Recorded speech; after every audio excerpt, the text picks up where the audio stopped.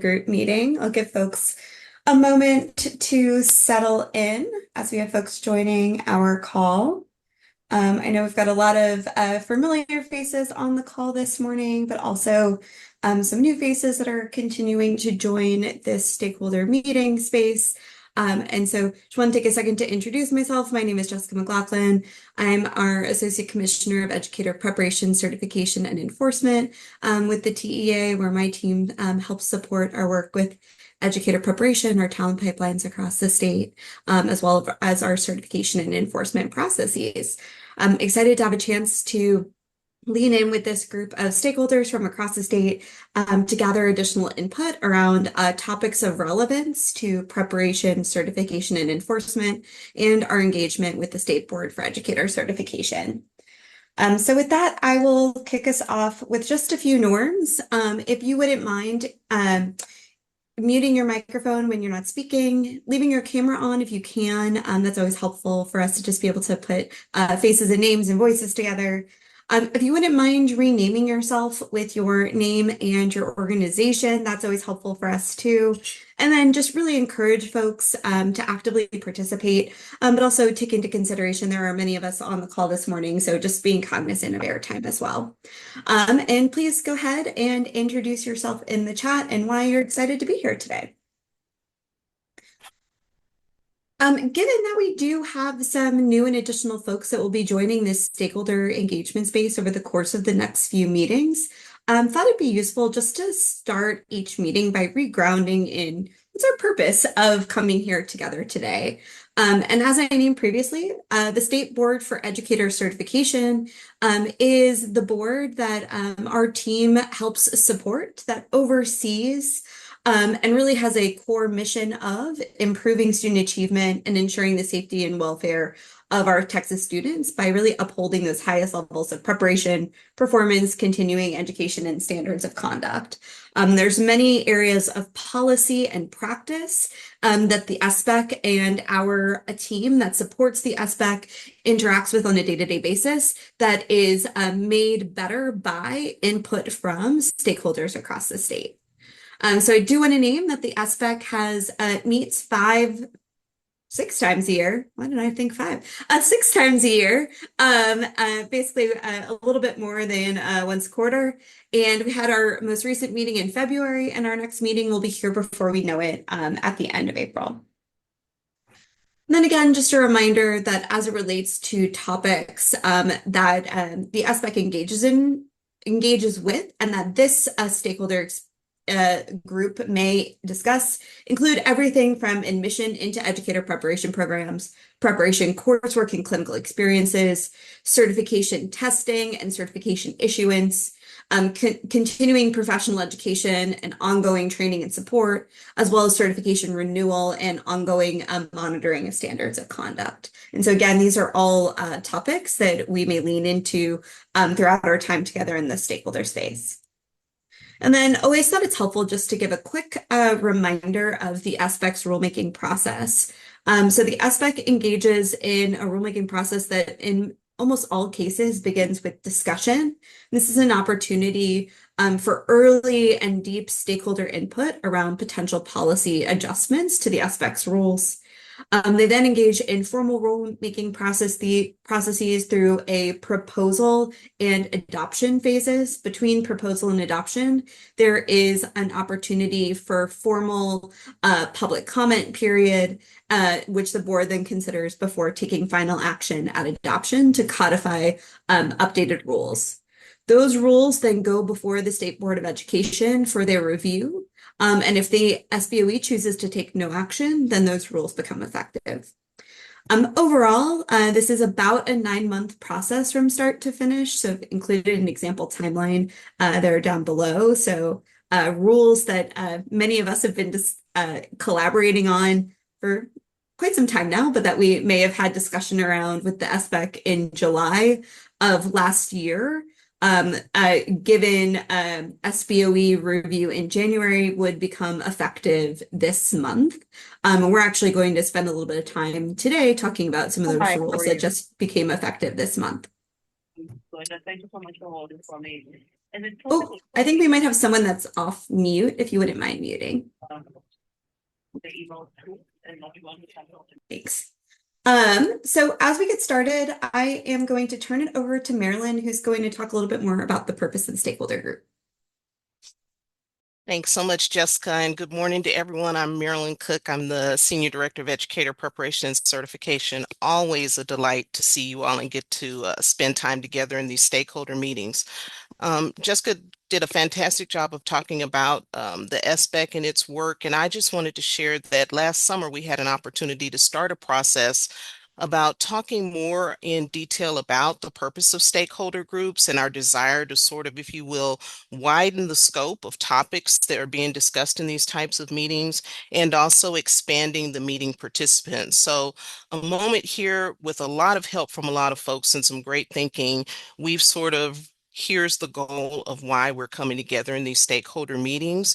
You folks that are engaging with us in these meetings are important components of the work that we do, and you're critical to the success of everything that we are able to accomplish through these partnerships.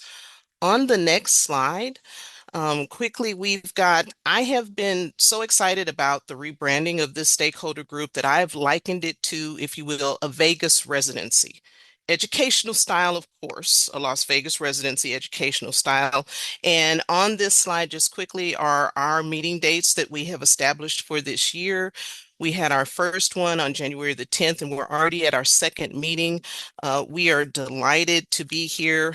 And then on the very next slide are some of our meeting norms and expectations. And I want to give a nod to many of the folks who have been with us in these stakeholder processes for a long time.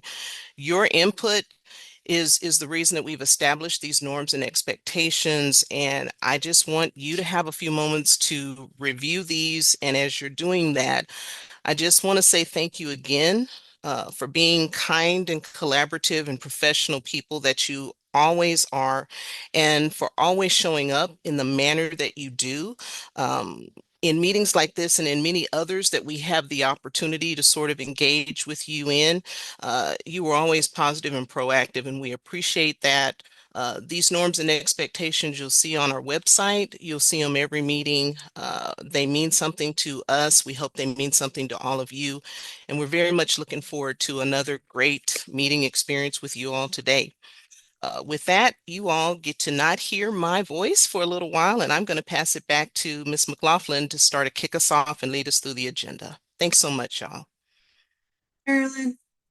So today, I know that we had previewed the topics on today's agenda in our email that we sent out in advance of this meeting, but I wanted to give a short debrief of action and discussion that the SBEC engaged in during their most recent February meeting.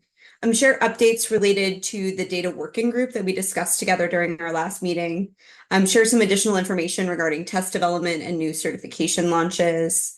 Provide some updates and gather input on recent rulemaking related to Chapter 231, and give an update on action that's underway regarding the redesign of the continuing approval review process.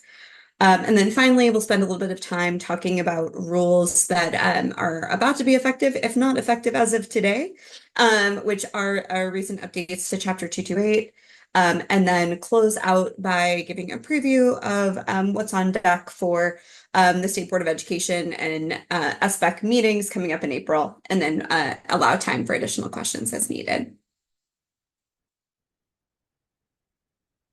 Throughout the meeting today, we're going to try to strategically pause to gather input and feedback from the group. Knowing that we're a group that's growing a little bit over time, want to provide multiple ways for folks to provide input. And so we've put together a Padlet for today. If you haven't used a Padlet, they're pretty user-friendly. We're going to put the link to it in the chat here in just a second, but you'll see I've included a screenshot of the Padlet when you open it up. And we've got our topics for today's discussion at the top. Throughout the meeting, we're going to strategically pause and ask a few key questions. You can select the plus button to add a comment or respond to a question related to that topic at hand. We've also included a comment on the very far right of the screen that is named general questions. If any other questions come up for you throughout the meeting, feel free to add them to the general questions tab. I'll name that if there's questions that we don't have a chance to be able to address here today, we will address them in follow-up communication as appropriate and as needed. Great. So with that, wanted to pivot to our first topic, which is discussion of what happened during our February SBEC meeting. So appreciated having the opportunity to see many of you at the SBEC meeting in February. Just as a reminder for those who have interest in attending SBEC meetings, given construction that's happening in our current boardroom at our William B. Travis building, and we are meeting in other location space throughout the year this year. Information about those meeting locations will be consistently updated on our SBEC meeting webpage, and we'll make sure to that folks in this group have that information as well. But at the February meeting, the board had an opportunity to discuss and take action to adopt 3 rule chapters that the board has really been leaning into meaningful discussion around for over a year, and that many of you who've engaged in our stakeholders spaces have been putting in some dedication, time, and effort around. So I want to just say, again, a big kudos and thank you to everyone that collaborated deeply around these rules. So the board took action to adopt our Chapter 235 classroom teacher standards, specifically the updated classroom teacher pedagogy standards, the 231 Subchapter F special education personnel assignment rules. And again, we'll share a little bit more about that throughout the course of the agenda today, and adopted the updates to Chapter 249, which are the educator discipline rules. In addition to those 3 adoptions, the board took action to propose updates to Chapter 250, which are their administrative rules, specifically related to their rules for petitions for rulemaking.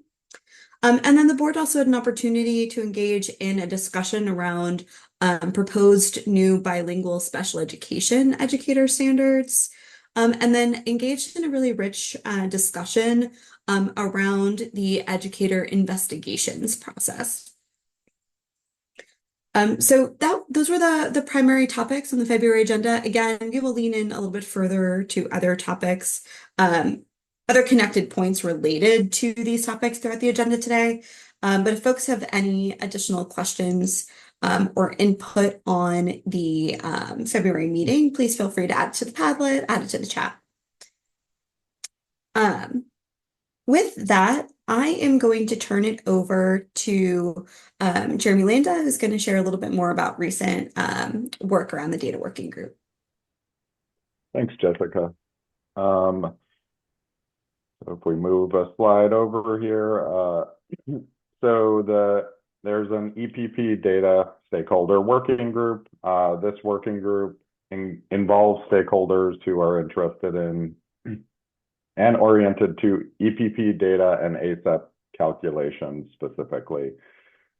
We meet up to, typically 1 to 2 times a year, and in the last few years, it's been 1 time a year. All stakeholders who express interest are invited to that meeting, and we met on Thursday, February 27th this year.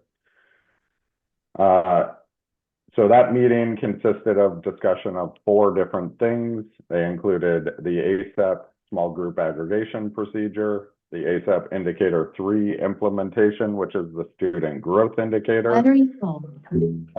We discussed the ACEP index, and we discussed ECOS reporting.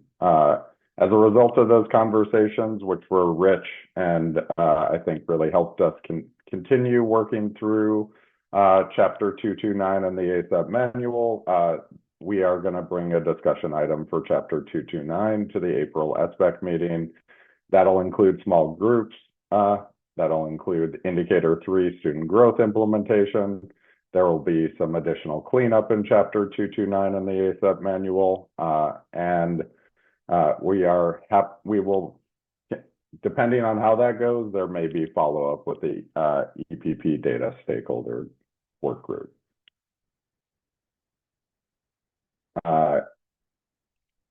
And that's all I got.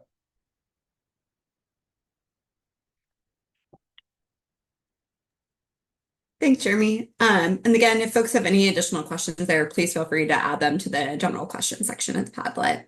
With that, I'm going to turn it over to DeMarco.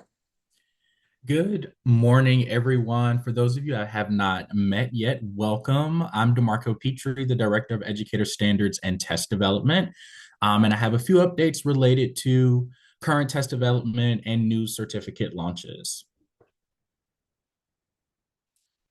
To start, want to review with the group the current certification exams that are in our test development pipeline.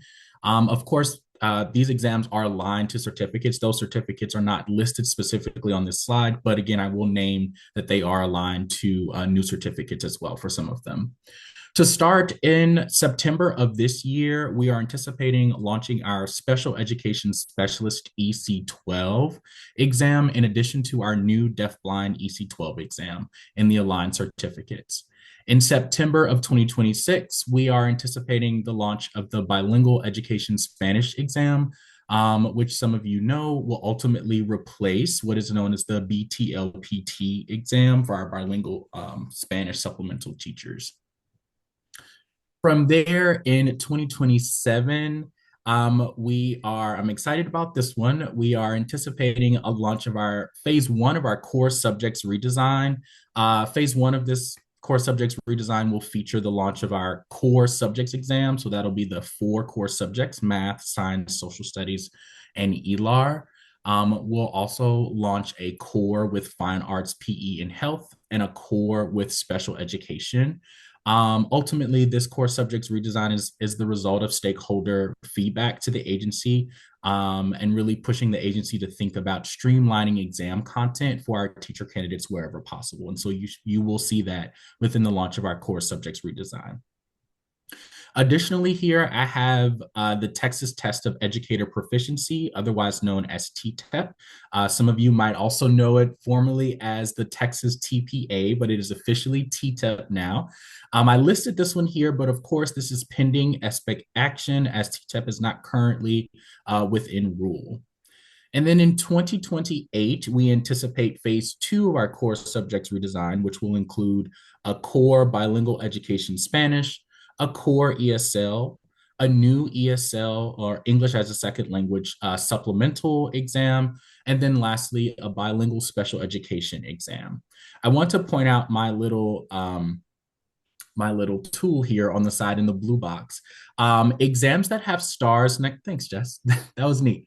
Exams that have stars next to them indicates an area where programs will submit an amendment request to offer the aligned certificate. We're currently in this process with our special education specialist EC12 exam in the aligned certificate, where there are some programs that currently offer that special education EC12 certificate. And so in order to continue offering that, they are required to submit an amendment request. And then there are areas that are highlighted. Those areas indicate where a program will submit a full application to offer the aligned certificate. And really those areas are connected to our Deafblind EC12 and bilingual special education certificates, because those represent completely new areas for the field. So of course they will require a full application. Okay, and with that, we'll move into the certification exam development process. So I thought it might be helpful just to remind the group around what exactly goes into developing a certification exam. To start, there is a bit of a caution here that the certification exam development process it's a multi-year process that takes about 3 years from start to finish. However, stakeholders provide feedback at critical development milestones. So this is not just an agency process. This is a statewide process, again, that includes the voices of stakeholders throughout that process. So right at the beginning, typically of our certification exam development process, we establish educator standards advisory committees. Now, this does not happen for every certification exam, but in the event that the SBEC has tasked the agency with gathering educators to create new standards. Of course, those standards are created and informed by the field. Excuse me. From there, then we'll go into the adoption of the educator standards, and then we start getting into the certification exam development process. Now, I've boxed the area in red because I just want to note that not only is this an area for stakeholder engagement and feedback, but this part of the process includes exam framework development, which is an opportunity for stakeholders to provide feedback on essentially the content of the exam. And also, this includes stakeholder item review conferences, which is an opportunity for stakeholders to provide feedback on the actual items that a candidate will see eventually when they see for the exam. So again, extensive stakeholder engagement within this process. As we move down our sort of like multi-year arrow, there's another opportunity, when we get into the adoption of the certification exam requirements within the SBEC rule. Stakeholders do have, there are opportunities for stakeholders to provide feedback on what that policy looks like, and also to, of course, speak before the SBEC and provide public comment.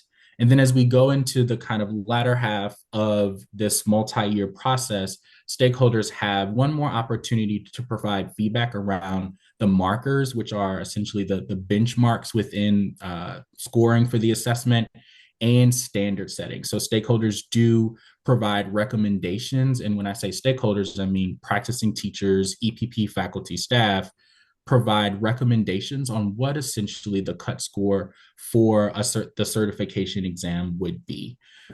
So again, just to stamp, as I've said a few times in maybe 2 to 3 minutes, stakeholders are truly a part of this certification exam development process. And just to note here, these are a few examples of what it would look like to engage in our process. And so I've just listed the opportunities for stakeholders to engage. Again, that word critical shows up here because stakeholders are critical to this process. Stakeholders in the field could serve as exam scorers. You would have to apply to score constructed response items for our certification exams.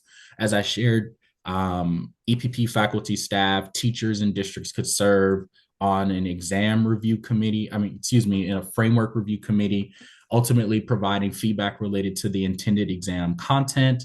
Stakeholders could serve on item review committees, reviewing the very items that will be featured within the exam. Stakeholders also provide feedback on what's called a content validation survey, which really lets the agency. Because it's the same pay scale, same days. I think we have someone off mute. If you wouldn't mind muting. Probably do the lateral. It's not lateral because I think it's higher pay grade. Okay. Following the content validation survey, there's an opportunity for pilot testing, which typically is before exam launches. And this is where stakeholders provide feedback on the testing experience and another opportunity for exam content. And then lastly, we have our marker selection and standard setting. And as I shared, this is where our stakeholders provide feedback on the benchmarks for within the assessment, and provide a recommendation on exam cut scores. So as you can see, there are several different moments in time, if you will, where we are inviting our stakeholders to provide feedback on the exams prior to an exam launch. Next slide. Upcoming stakeholder engagement. So to follow that very lengthy slide, there are a few opportunities coming down our pipeline relatively soon. These opportunities are related to our bilingual education supplemental Spanish exam, our ESL supplemental and core ESL exam, and our bilingual special education exam. In June of 2025, we are anticipating our second item review conference for the new bilingual education supplemental Spanish exam. In the fall of 2025, that will be the start essentially of the pilot test for the new bilingual education supplemental Spanish exam. And then in summer of 2025, we are hoping to facilitate review conferences related to the frameworks for the ESL supplemental, core ESL, and then our bilingual special education. On the right side of the screen there, I just captured a screenshot of what it would look like if you are interested in serving on one of these committees, and I can drop that link in the chat. But this would, again, you'd apply to serve on one of these review committees. I don't have testimonials at the ready, but I can promise you that folks typically have fun at these and see it as a very rewarding professional opportunity and an opportunity to discuss what's coming down the pipeline in terms of exam development. Thank you, Jamil. They are great. See, it doesn't work when I say it, but I appreciate you for naming it as well. But again, I'll drop the link in the chat for those of you who are interested in serving on one of these review committees. As you can see, we have several exams coming, so there are plenty of opportunities to go around. And with that, I will also name some resource and capacity building opportunities that are coming up for this is specific to our educator preparation programs, but I do have a question for the group in just a second. So in addition to the standard resources that the agency provides, we also provide exam one pagers for every exam. Recently, we've provided exam one pages for special education and deafblind. We provide framework crosswalks for our redesign exam specifically, which just outlines what's changed in the frameworks between the two exams. And then we also provide capacity building opportunities where we walk through the framework with our programs. We also walk through the constructed response items with our programs. And then recently in the fall, we facilitated a framework and application webinar for programs who were interested in continuing to offering that special education specialist certificate, but had questions around the change in content between the old exam and the new exam and what that would mean for the application process, if you will. In terms of upcoming, we are planning to facilitate a preparation manual walkthrough for the special education specialist exam. The preparation manual actually just launched last week. And so we're really excited to provide that opportunity to programs to walk through that preparation manual, in addition to a CRI deep dive work session in April and May of this year as well. Also in the spring, we're anticipating posting a certification redesign walkthrough webinar, which essentially will walk through all of our upcoming exams, design components of each exam, and any necessary actions that programs would need to take in order to either begin offering the certificate or continue offering a particular certificate. And then in the summer, we can look forward to a core subjects redesign framework webinar, in addition to a bilingual education Spanish supplemental framework webinar as well. Okay, I've been talking a mile a minute. That's what I get. I am from Louisiana, so that is true to form. But I will pause here for the next 2 minutes and give the group some time to answer the question that I have in this orange box. So we're really looking for feedback around what additional resources or capacity building we can provide that might be helpful for programs or school districts as we launch new exams through fall 2028. So again, I listed what we do, what we currently offer. These have been EPP specific, but if you're a district person, you're like, hey, we would like this resource to help us stay informed on upcoming exams, please go ahead and press that plus button under test development on the Padlet and let us know what resources you think might be helpful. EPPs, same for you. We're offering a lot, but if it's not helpful or if you think we can offer additional resources, please let us know by pressing that plus button, lots of P's, under test development within the Padlet.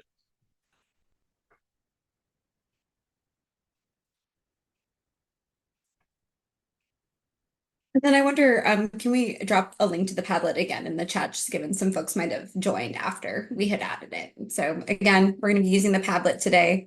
Margot will put the link in the chat for everyone. Yep, it's there. Thanks.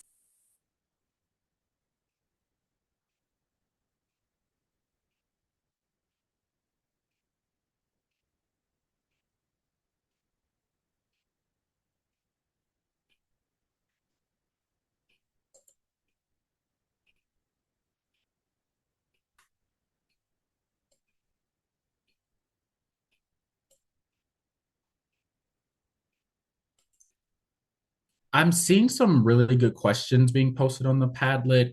In the essence of time, I won't address all of them, but I will make sure that all of them have been addressed after this meeting.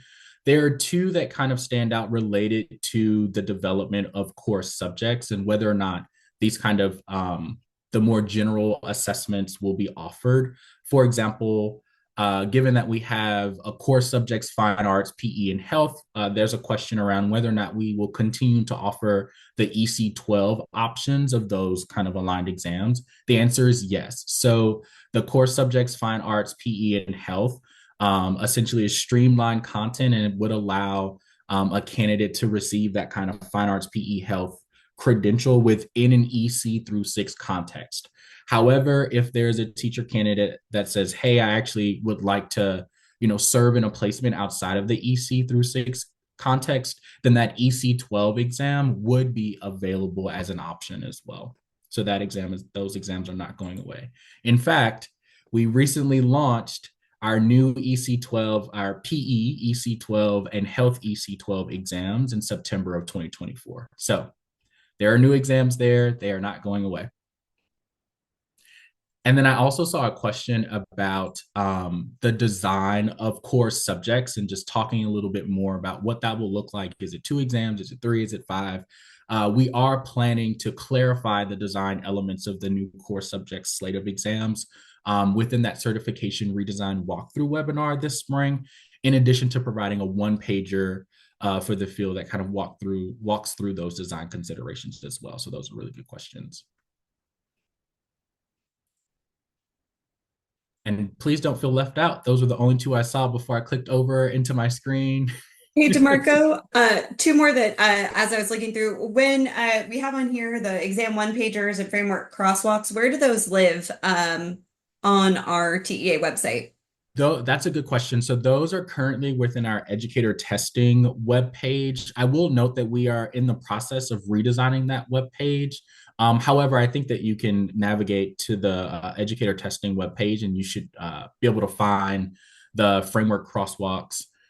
We also have recorded webinars on that page as well for a few of our more recent, the exams that are launching within 2025.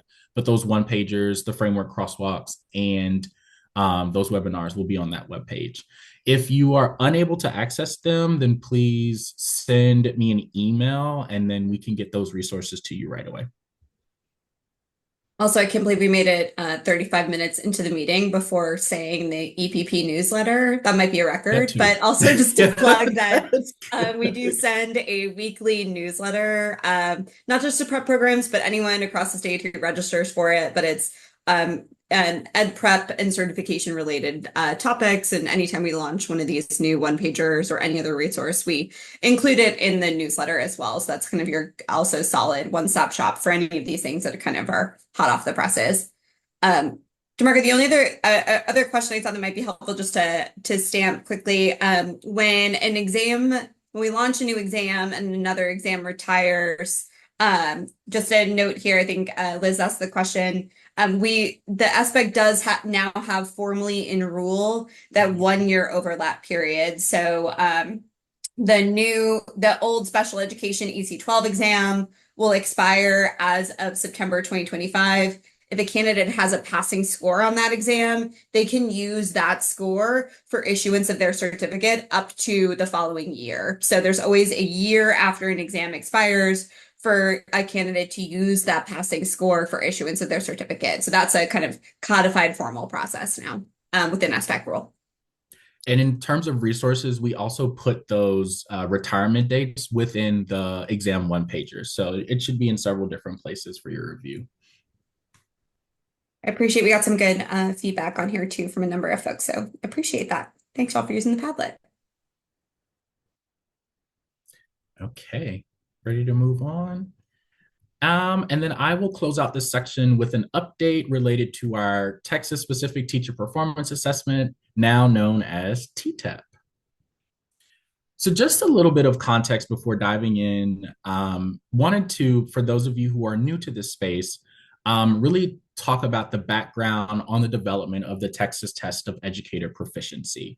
Our SBEC has discussed this topic really for some time now, and we started to see additional direction around developing this assessment in July and September of 2022. In April of 2024, as you see, listen to me speed down this timeline. In April of 2024, our SBEC directed TEA staff to pursue the development of a TPA option, with Texas EPPs essentially leading the charge in designing this assessment. And so that direction at the April 2024 SBEC meeting set us on our current course. The purpose for this assessment really is to create an assessment that is for Texas educators by Texas educators. This is an opportunity to align preparation and certification with district needs, provide teacher candidates the opportunity to demonstrate pedagogical knowledge and skills, evaluate teacher candidates' ability to prepare and deliver instruction, ensure a safe learning environment, assess student growth, exhibit professionalism, and reflect for improvement. And lastly, this assessment is an opportunity or presents an opportunity for the assessment to serve as a tool that provides meaningful data for both EPPs and our Texas districts. Excuse me. So kind of given that context setting, in January 2025, the agency launched a grant opportunity known as the Texas Test of Educator Proficiency, T-TEP EPP Development Team Selection, Onboarding, and Training Grant. This is an opportunity for the agency to identify, again, at the SBEC's direction, 6 to 8 educator preparation programs that will each select one faculty or staff member to serve on the development team. This grant provides funding for those identified faculty staff members to complete virtual and in-person onboarding and training requirements. The grant also outlines stipulations for continued funding through 2027, essentially. Where are we in terms of the grant timeline? So as I shared, the grant launched in January 15th to be exact. Since that time, we facilitated an application webinar. We have posted an FAQ. And the grant is due next Monday, 11:59 p.m. So those programs in the room who are still working on those applications, let's get them in by Monday. We're super excited to have them due March 17th. We have an interview window planned for April 7th through the 18th, with awards being announced May 5th. The grant resources including a recorded webinar and FAQ have been posted on the TEA's Grant Opportunities webpage. If for whatever reason you are unable to see, if you're interested in applying and you're unable to see those resources, then please send me an email today so that I can make sure you have access, because again, the applications are due March 17th. To further kind of contextualize the development of this assessment, I did want to take some time to just stamp here that stakeholder engagement, similar to all of our other test development processes, will be critical to the development of this assessment. And we will essentially feature stakeholder engagement at critical milestones throughout the development of the T-TEP. We think about that stakeholder engagement in 3 kind of bubbles, where at the middle of this, the larger bubble, we have our T-TEP EPP content development team.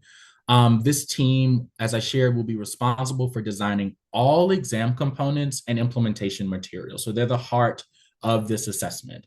They will respond to stakeholder feedback and also participate in professional learning communities, engaging in learning calls and focus groups that are both EPP and district centered. From there will be a stakeholder engagement opportunity for subject matter experts. So these subject matter experts could be EPP faculty, staff, or district partners. They will provide subject matter expertise and feedback related to subject-specific components of the assessment and implementation materials. And then in this kind of last outer space here, there's some additional opportunities for stakeholders to provide feedback at critical milestones and decision points throughout the development process. We're imagining that this will include a stakeholder content advisory group. We're also imagining that there will be an opportunity for this group of stakeholders, the EPCE stakeholder group, to provide feedback in addition to school district leadership, ESCs, and my list can go on, but I did not want my box to be too long on the screen. But again, I just wanted to stamp here that stakeholders will be critical to this process. Even though we are selecting 6 to 8 EPP programs to begin designing this assessment, we will have multiple opportunities to seek feedback from the field. And as those opportunities kind of change over time, or we kind of roll out additional opportunities, we will be sure to share that with the field in this group. Okay. And with that, we're on to the next topic.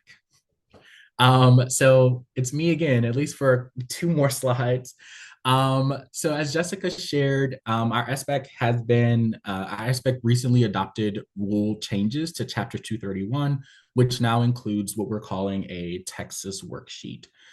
So the intention of this section is just to provide some background context around what exactly has happened within the SBEC activity, and what are some implications for the field. So really over the last year, the SBEC has discussed updates to Chapter 231, Subchapter F. While these updates have been adopted at the February meeting, these are pending SBOE review. Those updates really fall into 3 different buckets, with the kind of bottom 2 here, technical edits related to the teachers of the deaf and hard of hearing, and then the addition of a new subsection that outlines certification requirements for our new for teachers of students who are deafblind, which aligns to the SBEC's new deafblind EC through 12 certificate. The SBEC, however, spent most of their time discussing updates to the section related to special education teachers. And specifically, they discussed essentially a Texas worksheet that will replace what is commonly known as House. Their discussions revolved around providing clarity around the content competency requirements for special education teachers of record, particularly at the elementary and secondary levels. As a result of SBEC discussion and adoption, the rule text that you see on the screen and that was shared to you in your pre-work reflects clarifies exactly who the rule text is applicable to, as essentially that was a kind of concern for the field with the board's current rules. This rule text specifies that all special education teachers must have a special education certificate, which is not a change from the requirement today. The rule text also specifies that content competency requirements are specific to all special education teachers of record. This was a critical decision by our SBEC in an attempt to ensure that special education teachers have essentially the required qualifications to serve Texas students, but also the flexibility in order to continue serving our Texas students. So with that, the rule text does bifurcate between previous content competency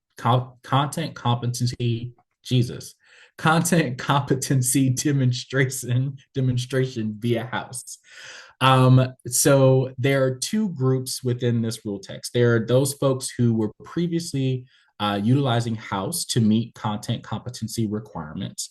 And then there's another group who were not, this group was not utilizing House. And so the current rule text now specifies which aspect of our new Texas content competency worksheet for special education teachers of record applies to those groups of people.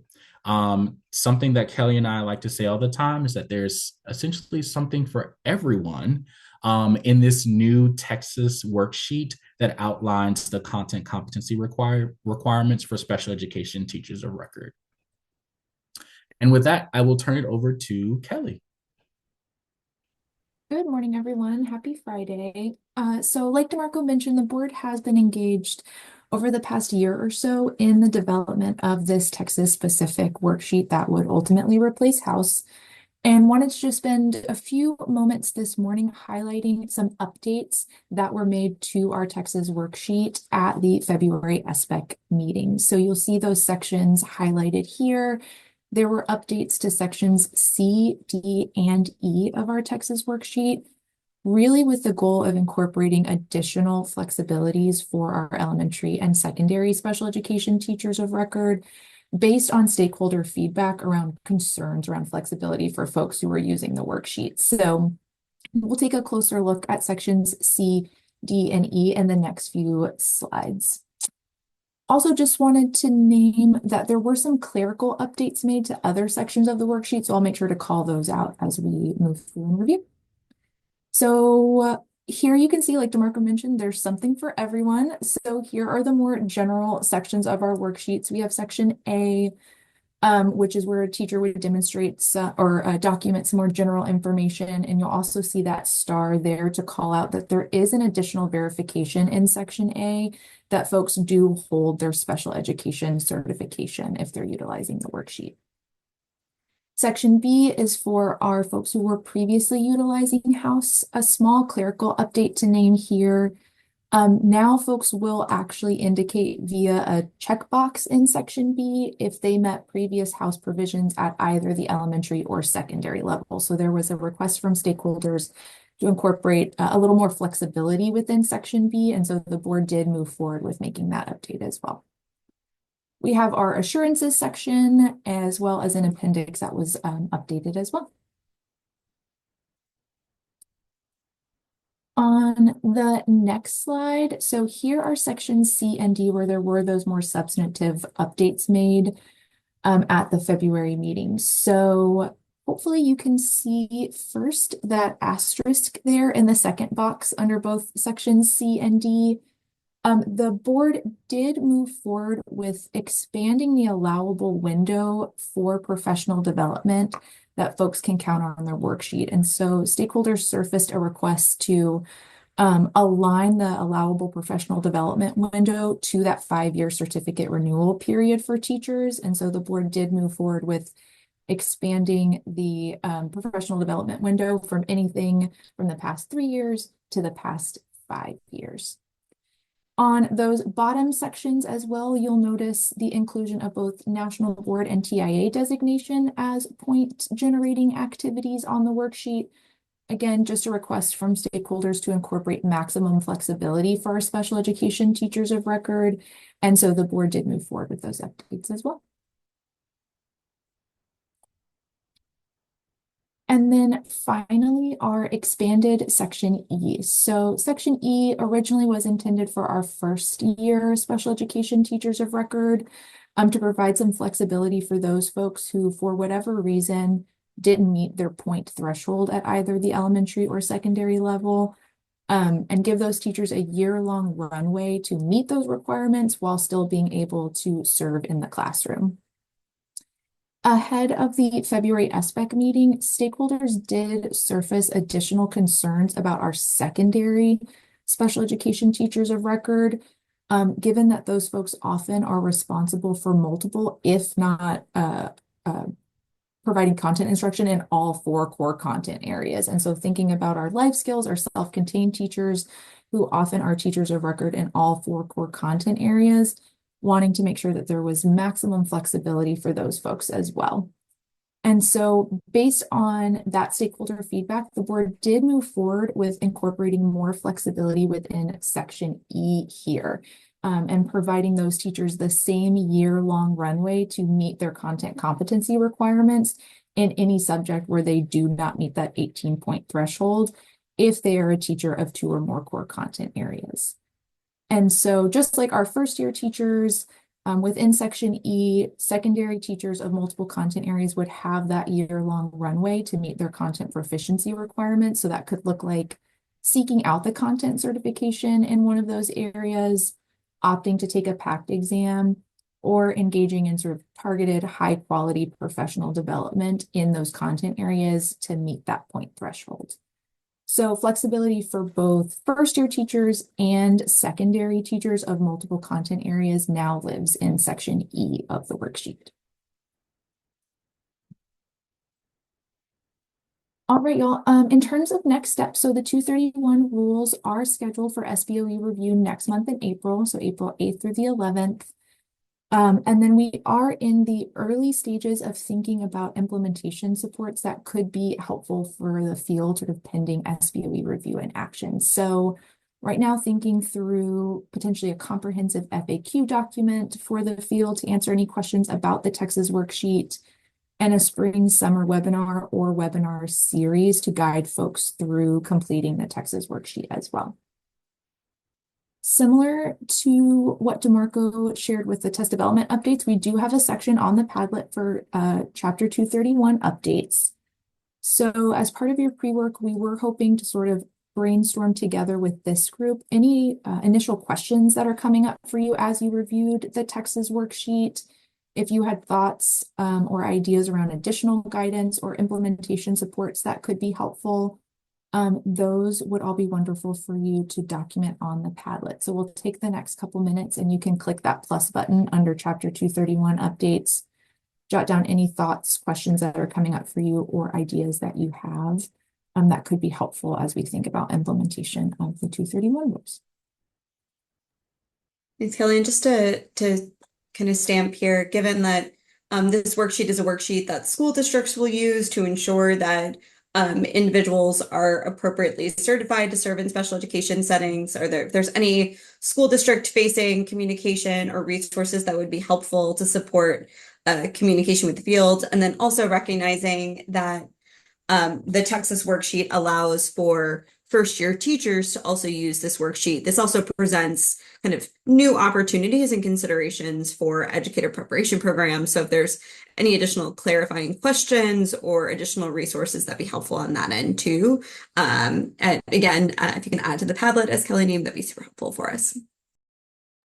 And then while folks are documenting thoughts on the Padlet on the next slide, I do have another quick plug. If you are interested in more closely supporting implementation of these rules and the Texas worksheet, we are in the early stages of thinking through sort of a Chapter 231 implementation supports working group.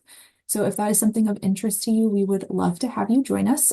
Nothing super concrete yet, but we're thinking that this group may meet monthly ahead of September of this year of 2025, with a first meeting scheduled for mid-April.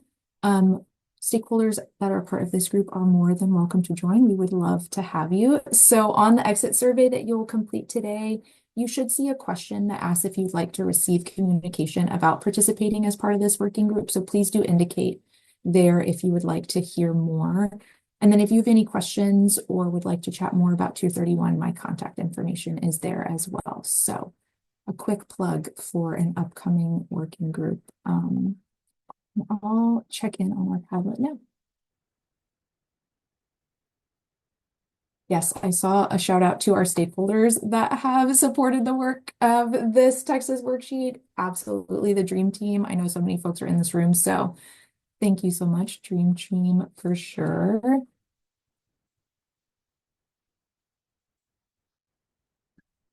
I'm seeing a question about our previous House folks, so that's section B around administrators that are attesting that their teachers met previous House provisions, whether or not districts need to sort of maintain those House documents and sort of file away the old forms. I think that's a really great question. I think that's something we've sort of chatted through broadly, is like this document sort of replaces those House documents and that attestation serves as that verification. But I think that's definitely something that we'll likely want to address in that FAQ document.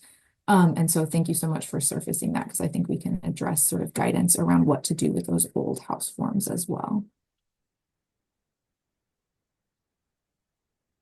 And then, yes, I can see example scenarios with the completed worksheet. I think that's the vision for that webinar series, is to sort of simulate completing a worksheet for a teacher and work through different scenarios. So we're having similar thoughts, but I think that's absolutely like a guidance tool that we can provide as well, is sort of different scenarios and what that looks like to actually engage with different sections of the worksheet.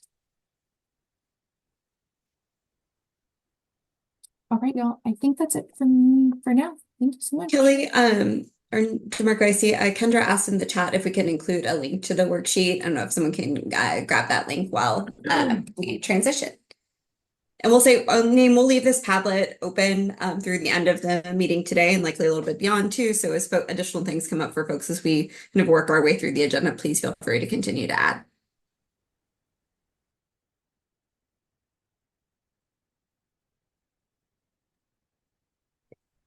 Fantastic. Then with that, I am going to turn it over to Melissa for an update on our continuing approval review pilot. Thanks, Jessica. Before we launch into this, I would like to take just a quick opportunity to introduce you all to William C., whom many of you have probably worked with in prior experiences at TEA, but William will be joining us as our Director of Educator Preparation Continuous Improvement. William's got a lot of depth in continuous improvement processes and has most recently worked in our Texas Strategic Staffing Initiative. So welcome, William, and William will be joining us up here and giving you all updates in the future. Awesome. So before we head into an update on the car redesign pilot, we recognize there's a lot of folks who have joined who were not here for the old days of the initial development of the effective preparation framework. And the car redesign is a key action the SBEC has asked us to take in the implementation of the effective preparation framework. So I figured I would establish just some initial background context here. So the effective preparation framework is our Texas vision for quality educator preparation. It was developed at the request of the SBEC and stakeholders who said, we don't have a grounding framework that really defines what are those key actions, characteristics of quality preparation that really drives us towards well-prepared candidates and strong student outcomes. And so, based on the rich experiences of our EPPs, our district partners, and the practices that are prioritized in our district partners, support of teachers and students, as well as broader research and practices in the education field. Stakeholders worked alongside staff and the SBEC to develop the effective preparation framework beginning way back in 2021. So it's been a long journey, but it's been a critical journey. The framework itself is aspirational, meaning that at any given time, as a program, I'm always striving to continually improve and sharpen my practice in a variety of essential areas. And just to re-anchor us a bit, I'm going to actually add a link to the chat to our effective preparation framework website. We have an anchor page on our TEA site where you can access our EPF framework site, which will house resources, examples, artifacts related to each of the levers. And it also has links out to the ESF, the Effective Schools Framework, and Effective Districts Framework, which are our sister frameworks in our system of aligned frameworks and structures. But just to reground us, our aspirational framework contains these core 5 levers here on the screen. And within each of those levers, we have a set of essential actions that are further defined by key practices, key actions that programs are taking each and every day with their LEA partners to support candidate preparation. As a reminder, we began that work in March 2021 through May 2023. And again, the framework in that stakeholder process to develop it, we worked really hard to make sure there was strong alignment with the state vision for effective school and district practices as well. Can move along, Jessica. And so during this time of the finalization of the framework, we also engaged in some early piloting around quality review practices with several willing programs who helped us to think through alongside the SBEC in July of 2023. around what could be some priorities in designing a continuing approval review process. And so the SBEC directed staff to engage in the following 3 actions towards the implementation of the EPF. And those are the redesign of the continuing approval review process. So I'm here today to provide updates related to the pilot efforts so far since January. And then also the vetting of third-party technical assistance providers who would be able to provide EPF aligned support to programs who had gone through that review process, identified areas of strength and improvement, and were seeking to build a plan to improve practice. And then finally, in future conversations, we will be able to circle back to updates to commendation processes, really recognizing that it makes the most sense to align those processes to identifying and recognizing programs demonstrating the implementation of the EPF at the highest level. So more to come in those spaces. And I know this is also a familiar slide to y'all, but our key priorities for the redesign continuing approval review center on integrating quality review components into our continuing approval review processes, moving beyond focusing solely on compliance indicators, but to look for quality of practice. One common example that we use and we have been using has been related to reviewing the quality of candidate coaching. So we would triangulate evidence across observations of feedback processes, sample protocols, written feedback, et cetera. So I think with all those factors combined, being able to really provide programs comprehensive feedback on areas of strength and areas of improvement. The development of the redesign itself, and we'll provide more updates here today on this, will involve work alongside stakeholders, right? And we've talked a little bit about that before too, but prioritizing input on process, the actual content and products related to the review, and then of course policy for implementation, as Jessica had noted early on when it comes to implementation of rule. And then we've also noted in the past that this will be a Texas-led process. So we will continue to prioritize the training of reviewers from both EPPs and LEAs. So updates there as well. And all of this is driving towards informing both targeted supports for programs themselves as well as statewide supports.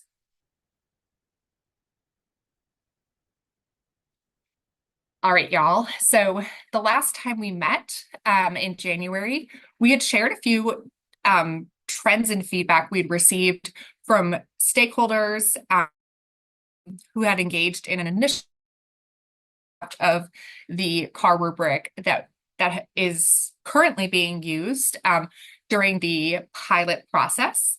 So I just want to name here that that input was really helpful in helping us to streamline, for example, the review rubric into those 4 criteria categories of ratings. It was also helpful in defining what these terms mean to the extent possible.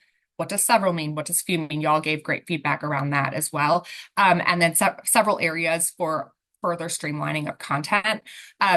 We know that the rubric is still pretty robust and expansive, so we are continuing through each review to gather feedback on the rubric and to streamline the review rubric content as much as possible, along with gathering input and feedback on the process itself. And working to adjust course and make sure it is as meaningful as possible for programs, ensuring that they are reaching that ultimate outcome of getting good substantive feedback that will drive towards quality improvements. Thank you. When it comes to the pilot work progress, we currently have completed 1 pilot review as of the last week of February, and still have 4 more to complete. So again, we have a great deal of feedback and observation to gather on the initial implementation. We're also looking forward to re-engaging our pilot participants in the manner of focus groups for more focused feedback on the review content process and policy. You know, again, I see folks on the call today who are participating in the pilot, and just we have so much gratitude for the programs who have joined in this initial pilot, because that feedback is really going to matter in shaping this process. Again, too, those programs who have participated in this first round are varied in size, type, and state location, and we will continue to recruit our next set of programs with that same set of priorities, and information is coming soon on Pilot 2 recruitment. And other exciting news, in January we shared regarding the completion of the first round of reviewer training. We also received a great deal of feedback from reviewers during that time and had reflections alongside TPI US staff. So we will continue to refine that training, especially as the rubric content refines as well. Given that, we are looking to launch a longer recruitment window, providing folks fair warning, beginning April and May. So you should see notifications and communication related to that. Additionally, I would like to name here that we had a really large initial round of interest and could only train 30 or so folks at capacity. So we will be reconnecting with folks who may have also not been able to make that first training time-wise. So if you've already submitted to support this process, our vendor will be re-engaging with you to verify if you would still have that interest. And then in August, we plan to host the next round of training. Sorry, y'all. And then finally, I think the kind of like the final piece I would like to just name for y'all here, when it comes to 2025 engagement that begins in late spring, I guess June, that's kind of summer, y'all, it's on the fence, through fall, we have like 4 key objectives here. The first is to gather all of the findings from the first pilot and to be able to debrief that. And we would like to do that in this space as well. We also plan to discuss, share, and gather more input on the second draft of the Texas Review rubric. So again, we will be calling upon our EPCE stakeholders who had participated previously in the working group, and you'll see in today's survey there is a call to see if there are additional folks who are interested in participating in that process. We will also provide an update on the review process and gather and elicit further feedback there. And finally, we will start to seek input on that draft policy for the redesigned CAR implementation. This will begin in June, span through July, where we will have that time to update our SBEC. And then heading into August and September, we'll take more of a focus on the policy lens.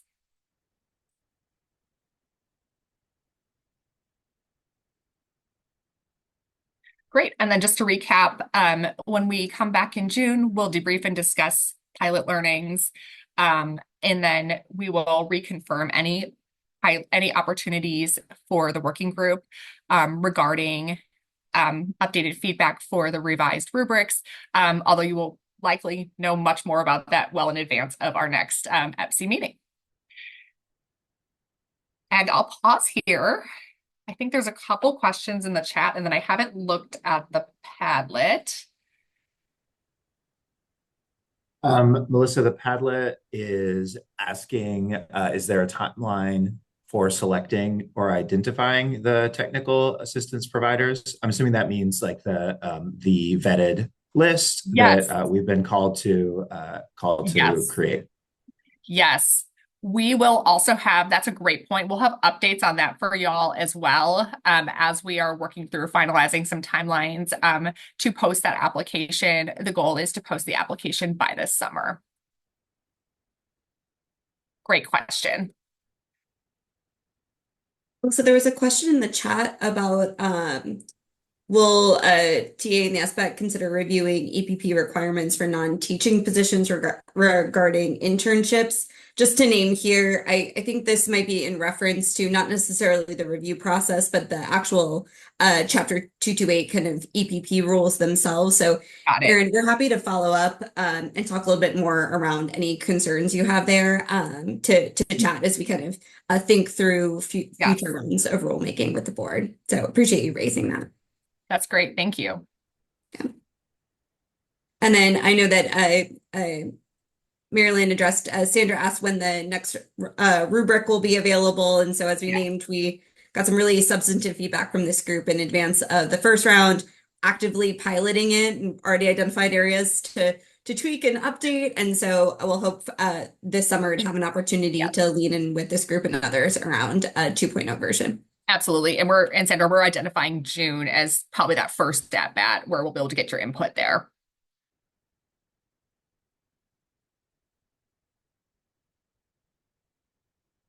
Awesome. Any other questions for the good of the group? Great. All right. Thanks, Melissa. Thanks, William. Then that I will turn it over to Lori. Okay, great. Thank you. So hi, everyone. I'm Lori Ayers. I'm the Director of EPP Management, and I've been a longtime member on the Ed Prep team here at TEA. So it's great to see those of you who I've known for a while and also new faces. And so I'm excited to provide an update on our work in Chapter 228. But first, I want to drop some context for those of you who might be newer to this process and the work that we've done. So as many of you will recall, Chapter 228, which I really think of as the heart of educator preparation, recently went through significant renovation, which included reorganization of the chapter and revision of some of the rules. That endeavor was about a 2-year process that involved much time, consideration, and input from a variety of stakeholders. Ultimately, the renovated chapter was adopted by the SBEC in February of 2024 and reviewed by the SBOE in April 2024. And then the final product became effective September 1st of 2024 during this academic year. So after the dust settled from that renovation, stakeholders identified a few areas that needed some additional work. Those areas included some technical edits that did not carry over correctly from the legacy version of 228, and also clarifying edits that would allow more efficient implementation of the new requirements by EPPs. So the chapter was then immediately reopened for those specific refinements. So if you can go back to that slide, please. Yeah, thank you. So TEA staff continued to collect input and feedback from stakeholders around the work of Chapter 228, and that input was included in the areas that needed refinement. The SBEC adopted in December 2024, and then the SBOE reviewed and took no action this past January in 2025. And so the clarifying revisions and technical edits are effective as of this week. So in support of continuous improvement, I want to share some of the key refinements from this last adoption, and also I'm going to ask you all on this team for some additional input. Okay, next slide, please.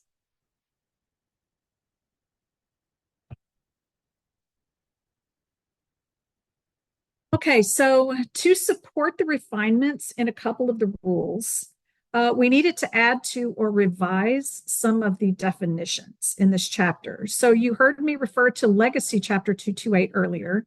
This definition was added in support of the clarified rules around EPP implementation of the renovated chapter.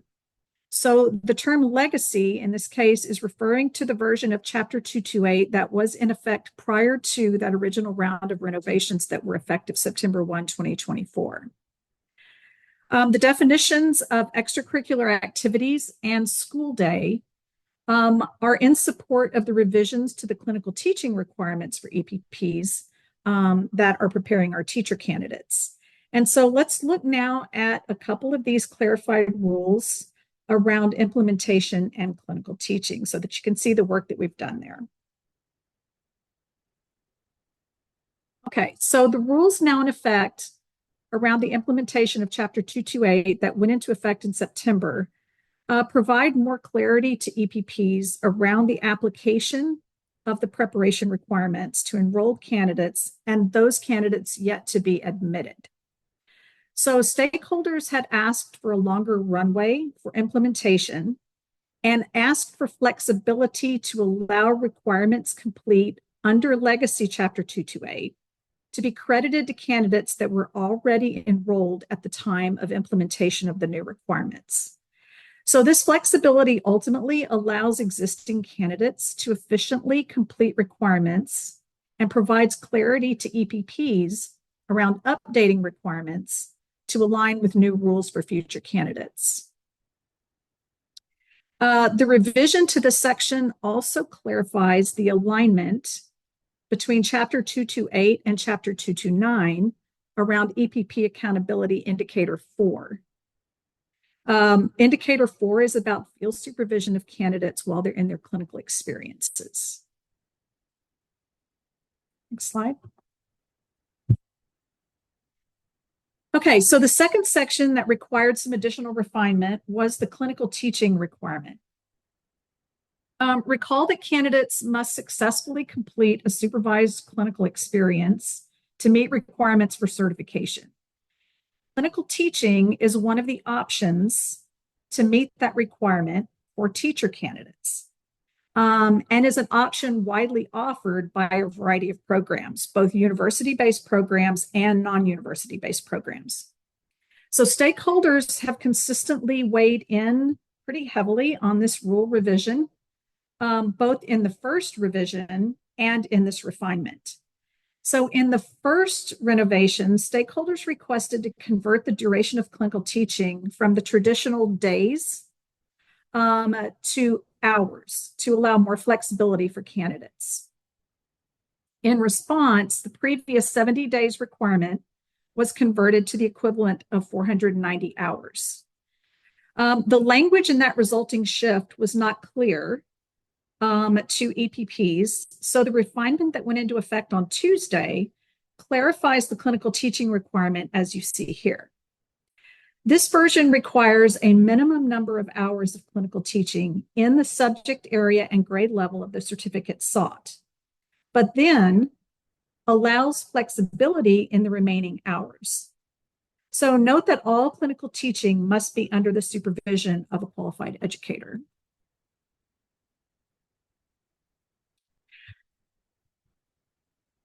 I want to highlight also one more important section that was refined with the technical edit. That section details the rules around certificate deactivations. So a very small technical edit was made to clarify this very important requirement. This rule impacts teacher candidates who are completing an internship to meet the supervised clinical experience requirement.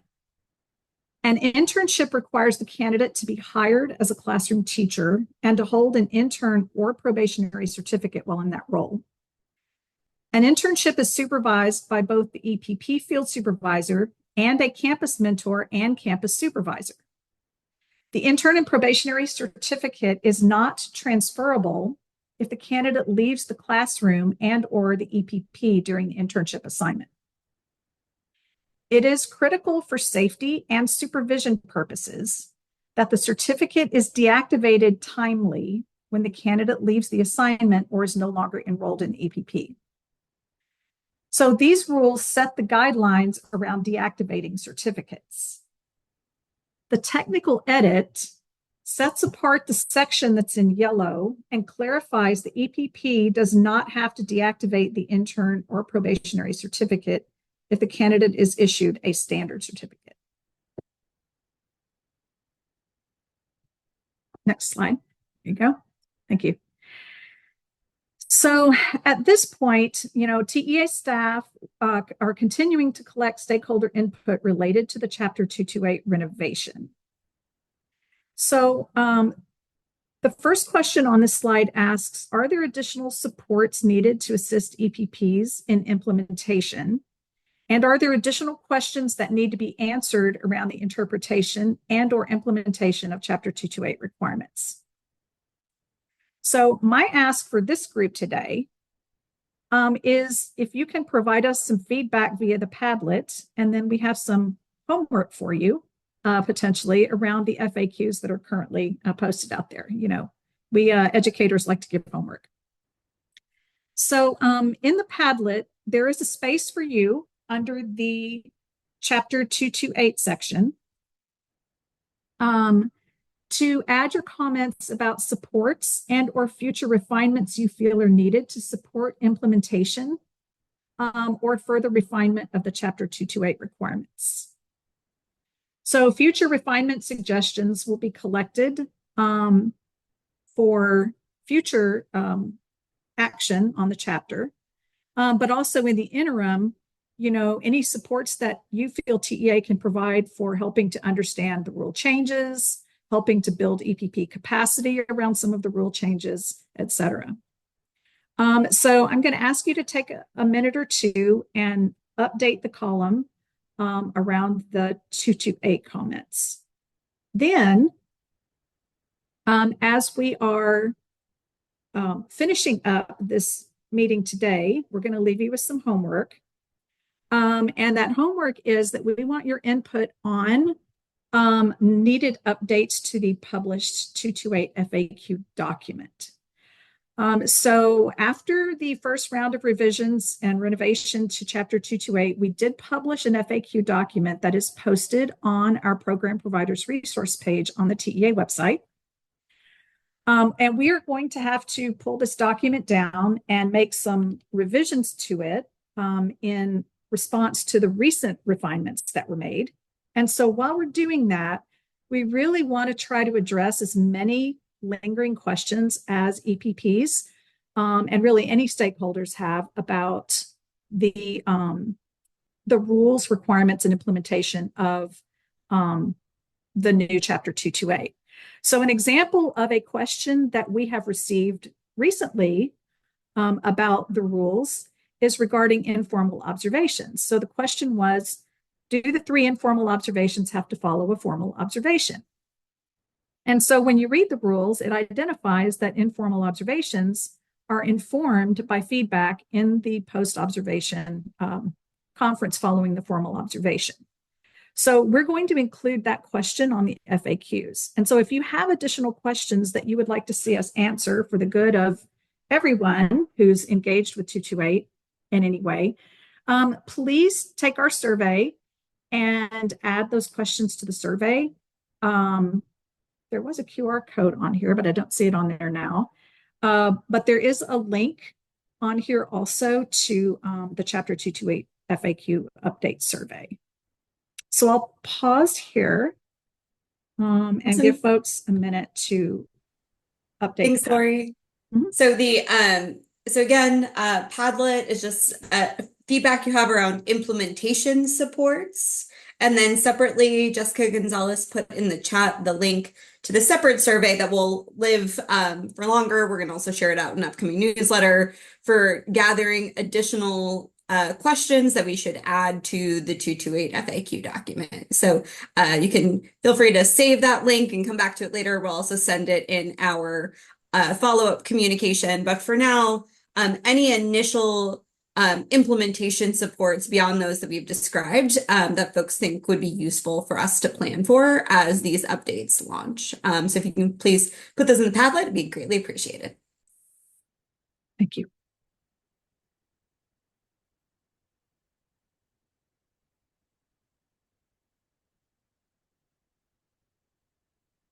I'm looking in the chat. I don't see anything on the Padlet yet. I'm looking in the chat to see if there's anything on here.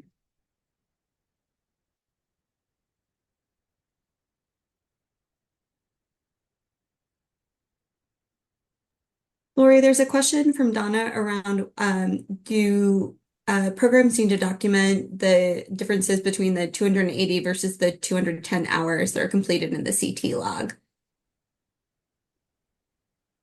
I would think that the programs would need to document how their candidates are spending their time in the clinical experience, just to ensure that they're getting all of the experiences the program needs for them to have for a well-rounded training, and to make sure that candidates can effectively implement all the skills that they've trained the candidate to implement throughout the training. So yes, I would think you would want to document how your candidates are spending time in those hours. It's a good example of the types of questions that would be helpful for us to add to the FAQ document. Absolutely. Lori, I also see a comment here from Meredith Lee about updates to the dashboards that I know Dr. Linda and Dr. Olafson will be excited to dig into as we start to think about kind of understanding the implications of the implementation of the board's new rules.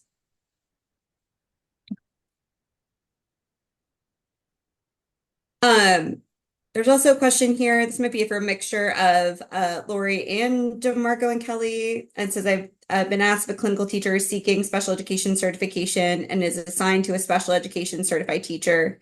She's doing push-in classroom support and the classroom teacher is not certified. Do both teachers need to be certified?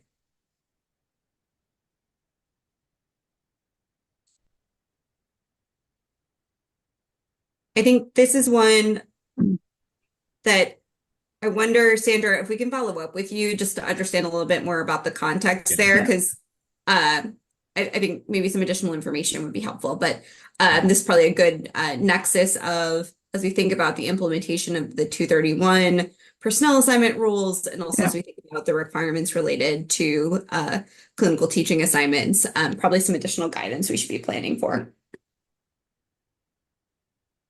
Excellent. Yeah, I agree. I think that one needs a little more context to be able to give it a good response. So we'll definitely follow up on that one. Okay. Alrighty. All right. Thank you. Thanks.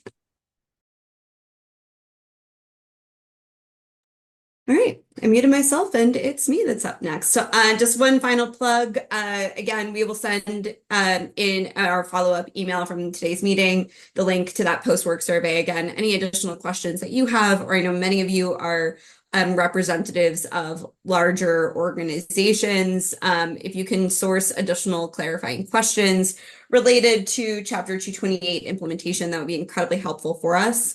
And if any additional thoughts on ways to support implementation come to mind for folks, please feel free to reach out. Liz, thoughts or questions on your end? Yeah, so I just clicked on 228 and I see that chapters A, D, E, and F include the March update. But when I clicked on F, it's apparently a locked Word document as opposed to the PDFs. So that might be something you guys need to correct. Thank you, Liz. Yep, we'll definitely follow up with our colleagues in rulemaking to make sure that we've got the right documents posted. Appreciate you naming that. Alrighty. With that, I'm going to pivot to our last formal topic on the agenda today. So as we named at the start of today's call, the SBEC had a chance to take action on a set of rules at adoption at their February meeting.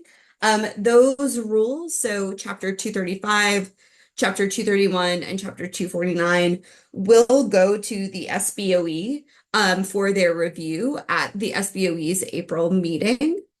In addition, the SBEC will next meet on Friday, April 25th. The SBEC, I would say, anticipates having a slightly smaller agenda than maybe we've seen over kind of the past year or so, just given the fact that recognize that we are in the midst of a legislative session and the board wants to ensure that they have their rule chapters open and ready if they're tasked with any legislative implementation on a specific timeline.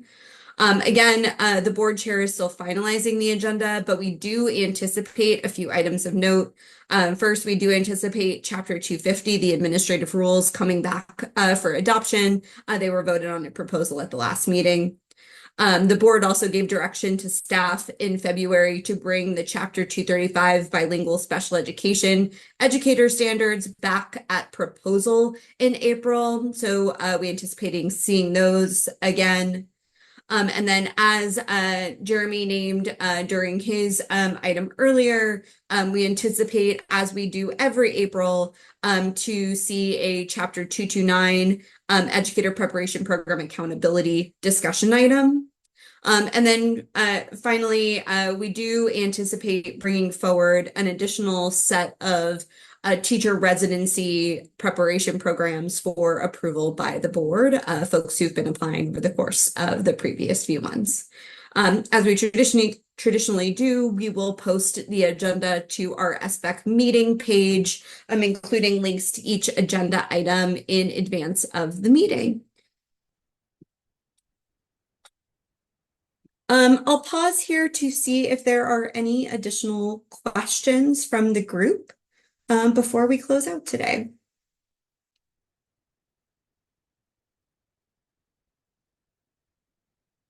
Okay.